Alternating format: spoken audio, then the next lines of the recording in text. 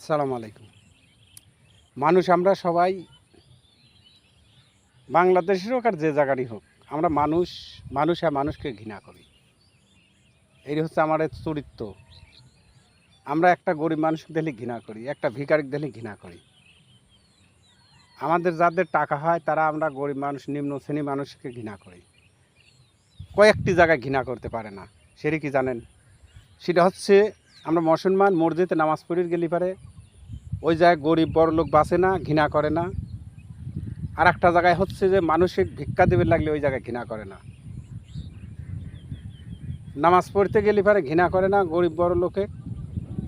একজন ধনী লোকজন ভিখারিক ভিক্ষা দেয়, ওখানেও ঘৃণা করে না।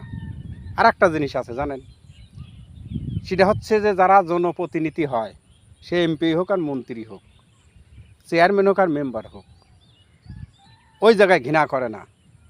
তার কারণ কি জানেন?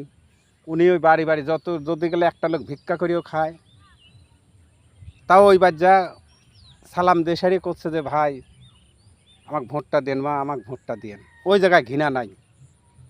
নির্বাচন করতে গেলে জনপ্রতিনিধি হবে গেলে পরে সে এমপি মন্ত্রী যেই কেন না হোক, চেয়ারম্যান মেম্বার যেই হোক, যতবার ভিখারি হোক, যত নোংরা লোক হোক, তার কাছে যা কয় অনুরোধ করে যে আমাকে ভোটটা দিয়েন, ভাই ভোটটা দিয়েন, মা ভোটটা দিয়েন।